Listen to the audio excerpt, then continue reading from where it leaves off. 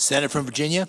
Thank you, Mr. President. First of all, I want to thank my colleague from Nevada and agree with her comments about how we need to not just pay lip service to our veterans, or the fact that for 70 years America has used soft power through organizations like USAID in ways that have been incredibly important and has kept our country and the world safer. And I thank you for those comments, and frankly, the others who've been on the floor, who've been talking about, I think, unfortunately, the myriad ways the Trump administration is undermining our security and quite honestly, making Americans less safe. Now, as Vice Chairman of the Intelligence Committee, I have some additional thoughts to add about the way this administration is endangering our national security with its reckless, sloppy mishandling of classified information, by firing people who keep our country safe, and by abandoning and alienating the very allies whose support is crucial for our security, prosperity, and global influence. Now, Mr. President, let me not go way back in time. Let's just look at what we've learned in just the last 24 hours. Yesterday, we learned that President Trump apparently had a meeting in the Oval Office with a self-described pro-white nationalist, proud Islamophobe, and conspiracy theorist who was called 9/11 an inside job carried out by the United States government. Presiding officers from Pennsylvania, where many of the victims of 9/11 took brave actions and then on Flight 93 crashed. Many of the victims of 9/11 were in my state as well when the Pentagon got attacked. So the idea that someone and that any administration would let anyone with these kind of views, and it's not just 9/11 was an inside job, she questioned Governor DeSantis' wife's breast cancer, if anyone would let that kind of individual within 100 yards of any White House in the past, we would have all said, this is beyond belief.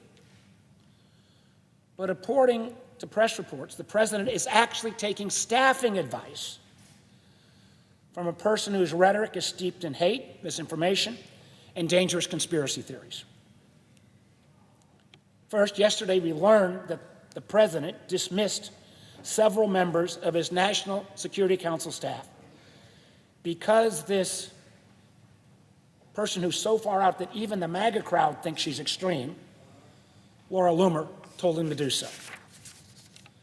Some of these staff are actually well known to Republican senators because they work for them. So I implore my colleagues to just judge for themselves whether they think it's good for our national security to have these staff members thrown out of the building at the behest of a podcast host who, as I said, has actually accused First Lady Casey DeSantis in Florida of exaggerating her struggles with breast cancer. The same individual claimed that school shootings are staged and suggested that the deep state used an atmospheric research facility in Alaska to create a snowstorm over Iowa. This is wacky even for MAGA world, yet this individual is in the White House giving staffing advice to the president, and it appears the president's acting on that advice. And if that wasn't bad enough, and this is again the last 24 hours, the Senate Intelligence Committee received notification that in the middle of the night, the president has fired the director and deputy director of the National Security Agency. General Timothy Hawk and Wendy Noble are career officials who spent decades working to protect our country, serving under both Republican and Democratic administrations alike. Wendy Noble joined the National Security Agency in 1987, working her way up to become the top civilian leader of the NSA. And throughout his distinguished career of more than 30 years in the armed forces, General Hawk has amplified the very best of military service: dedication, integrity, and an unwavering commitment to our country. Again, this morning we learned that these firings, too, were done at Loomer's behest. An unprecedented politicization of our intelligence community. I ask my Republican colleagues, how much longer will this go on before you find the courage to speak up and say enough? How much longer will we permit this administration to politicize, attack, and hollow out our intelligence agencies? If we go back to the beginning of the administration, I guess we maybe shouldn't be surprised, because one of President Trump's first acts in office was to fire some of the most experienced agents at the Federal Bureau of Investigation, including top leaders in counterintelligence, cybersecurity, and counterterrorism. Now, in a move that was even hypocrisy by modern political standards, a few weeks ago, in his joint address to Congress, President Trump boasted about the recent capture of the architect of the 2021 Abbey Gate bombing at Kabul airport, in which 13 American service members were killed. This welcome achievement was the result of extensive investigative and intelligence work. But when President Trump was boasting about this, he made no mention of the fact that just a few days earlier, he had literally fired the FBI leader responsible for overseeing that investigation. I ask anyone who's listening, how is America made more secure by that? How is America made more secure by firing the staff responsible for overseeing the safety and security of our country's nuclear stockpile? How is America made safer by firing the people responsible for responding to cyber attacks like Salt Typhoon, where the Chinese have literally infiltrated all of our telecom networks? How are we made safer by firing the researchers and scientists responsible for preventing diseases like Ebola from reaching our stores? Now, this is in addition to firing hundreds of intelligence officers who have received specialized training, been subjected to extensive security vetting, and I might add considerable expense to the taxpayer, so they can actually carry out some of the nation's most sensitive, classified work, often in spite of great personal danger, as the 140 stars carved into the CIA's memorial wall attest. Can anybody tell me how firing probationary officers without cause and apparently without regard for merit or accomplishment, recognizing that in virtually every one of these cases, the taxpayers spent literally hundreds of thousands of dollars getting them security clearance and then putting them through training, how is that making us safer? Or for that matter, making us more efficient use of taxpayer dollars? I believe this administration just simply doesn't take protecting our national security very seriously. How else to explain their sloppy, reckless behavior with classified information? It's been more than 10 days since we first learned that President Trump's top advisors were using an unclassified commercial messaging app to discuss details of a planned military strike while U.S. pilots were flying into enemy air defenses. And the remarkable thing is, it's been 10 days. No one has been held accountable. And I can assure you, men and women flying those planes were in danger if that information had been disclosed. The one thing I know, and I saw this last weekend when I was down in Virginia Beach and Chesapeake, Virginia.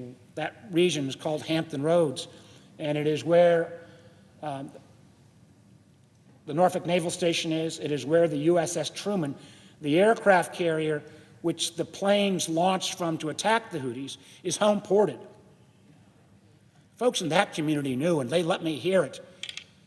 They knew that their friends and loved ones' lives had been put in danger because of the sloppy, careless treatment of this classified information. They also knew very well, if any rank-and-file enlisted military or intelligence officer had so carelessly jeopardized our national security, they would have lost their security clearance and their jobs, no questions asked. The remarkable kind of irony and hypocrisy here is a nearly identical event involving a Homeland Security employee who accidentally included a journalist in an email chain with even less sensitive information resulted in that employee being punished immediately. So level employee, the rules apply to the Secretary of Defense, the Director of National Intelligence, the National Security Advisor. They bear no responsibility. No one has been held accountable. Not Waltz, who initiated the group chat, and as we've now come to find, this one signal chat was not the one-off. It was a series of at least 20 of these chats, which we don't have full background on. Not Secretary of Defense Pete Hegseth, who gambled with the lives of our fighter pilots by sharing the details of weapons, targets, and timing nearly 3 hours before military operations were scheduled to begin. And sure as heck not Tulsi Gabbard, who is Director of the National Intelligence, is charged with keeping our nation's secrets safe from our adversaries, but appears to have boldly lied about this incident before my committee. But what is so frustrating is that this is just part of a pattern for this administration, which during its first few weeks in office exposed the name of CIA officers over an unclassed email. Those men and women can't serve abroad anymore. The same group, driven by the Doge Bros, who publicized the classified headcount and budget of a U.S. intelligence agency, and posted online the location of a classified government facility.